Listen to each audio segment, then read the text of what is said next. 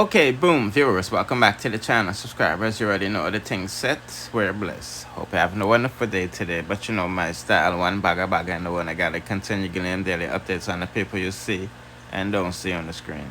That's why it's extremely important to watch it end so you don't miss a thing. And with that being said, let's just kick it off with the Jamaican landlord who reportedly confessed to killing 2 tenants and his girlfriend in New York yesterday. You see, I said, people, when I saw the news headline, I said to myself, I hope it wasn't a Jamaican.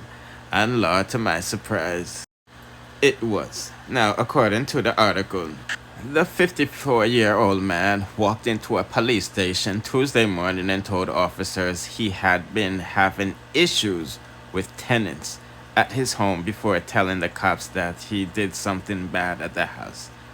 The cops then rushed to the address, and upon their arrival at the 2-story house around 7 a.m., officers found 2 tenants, a man and a woman, dead in the basement, and the suspect's girlfriend deceased in an upstairs bedroom. The police said nothing that, noting that, all of them suffered multiple stab wounds, you see what I'm saying? And at the moment, the man hasn't been charged. I guess, they're still investigating the matter to see what kind of charges can be laid. Just as he has no criminal history either. So, put in the comment section what you think about that. I'm pretty sure we know why he took out his tenants, because they probably wasn't paying no rent. And, mortgage have to be paid at the end of the day. See, I'm not saying that's, giving that right for take someone's life, but... And I mean, those type of situations can make people go crazy. You see, I'm not sure what happened to his, girlfriend, because they said she was deceased. I don't know if it's a medical issue or whatnot. You see, just letting y'all know that, gruesome story on the scene yesterday involved a Jamaican. Anyway, people, let's proceed to the next update with the Jamaican Selectors, because Firelinks is clapping back hard. No, you know what. You see, I said a man fire back on Foota hype Tony Matran, and now Noah Power. You see, I said he dropped this video, so let's take a quick look, because boy, oh boy, oh boy. Rich. Everything, rich. Bumbuckland. Certain rapper. Where you dealing? See me? A film car. Film sitting. Our rapper. See life. With the bottle can't close in a real life. Transport Panama with a real life. Yes, he dropped this video with Noah Power told, people putting out the comment section, our Jamaican Selector shaky.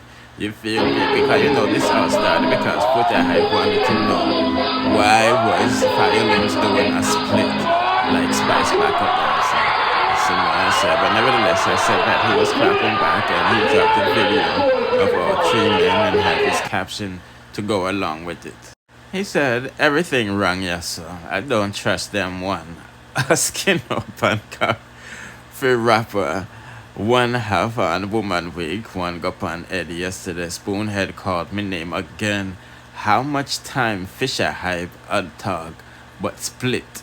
You know what I mean? Look at this. You see what I'm saying? And Foota responded saying a company him might look because him a dancer Queen Links, who said Fisher Hype remove from yourself because him a Fish Nation, not Straight Nation. And if you're new to the channel and you want to hear what Foota had to say, that made Links clap back, well, see the video here on my channel. With some man said we uploaded yesterday. But put in the comment section who would win the song clash, Foota Hype or Links. Now, dancehall artist Gully Bop Wife will not be attending his funeral in Jamaica. You see, even though we don't have no date, she said she won't be late because she is not going. You see, and she had this to say with an interview she done with Star. We're talking about Deborah, because Gully Bop was linked to numerous women and all of these stuff. You see, but it looked like he married her secretly, according to her.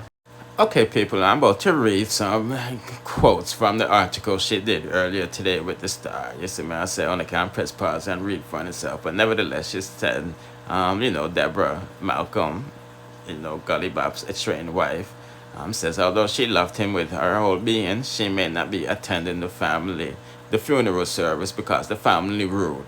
You know what I mean? She said, I'm pretty sure I'm not coming to the funeral after the back and forth with some of his family. I have been talking to them and they are not answering me. I love Robert to death, but I am not going through that. I have been reaching out and people are getting an attitude and saying that I am the problem, but I am not the problem. I am entitled to ask questions because Robert is married to me. It's man said when asked about possible date at the funeral, one close relative of the artist said that one had not been decided. It's man said.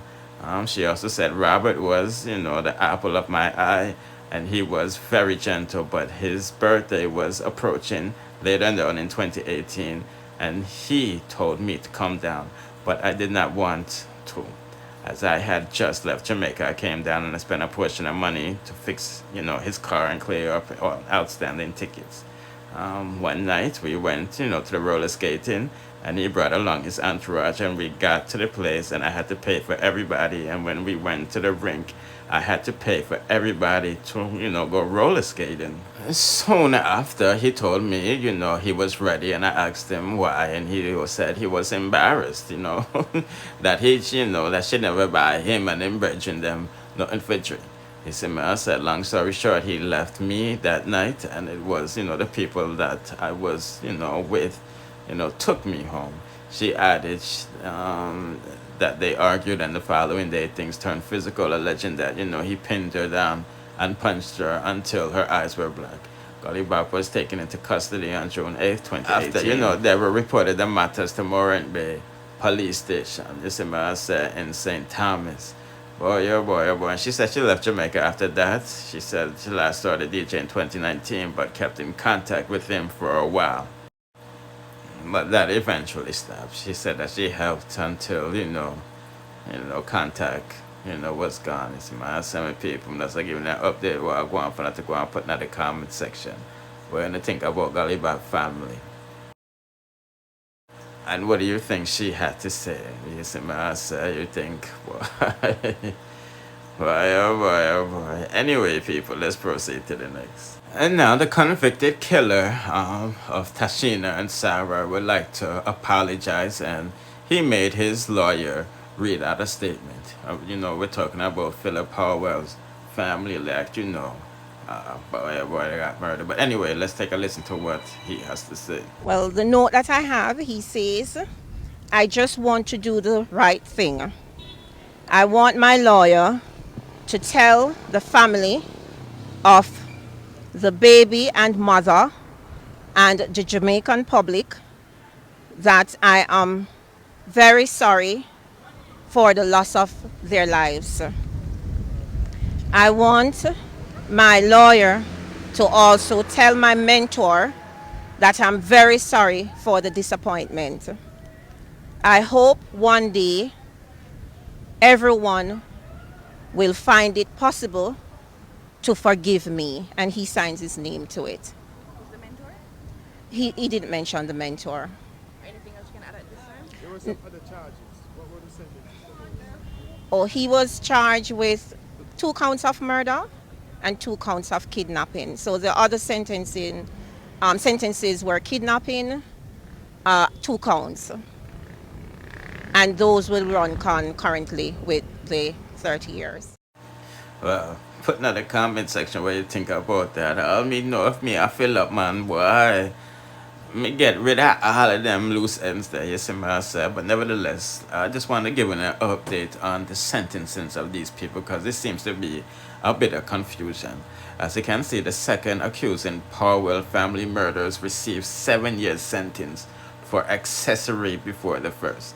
You see what I said, he'd been implicated in the slaying of the infant daughter of the opposition parliament leader, you see what I said, and our mother Wednesday got 7 years and 10 months in prison, you see what I said, for the offense of accessory before the fact. Most likely because he never pulled the trigger or burn up the body or any of that. He probably was in communication. Boy, I mean, I know, people, they may sentence you light, very, very light. The next update on the confusion being put out there because most people don't understand the law. You know what I mean? We did the reviews and a man get 20 years. The first hitman get 20 years in prison. But meanwhile, he got sentenced to 30 years. But we're saying 20 because, let's be honest, he's going to be on best behavior and he's going to be put on parole in the 20. You know what I mean? So that's why we said that. But that's again an update. While going for that, go on. Don't forget to like, share, comment, subscribe, and hit the notification bell to be notified whenever I drop the latest. Bless.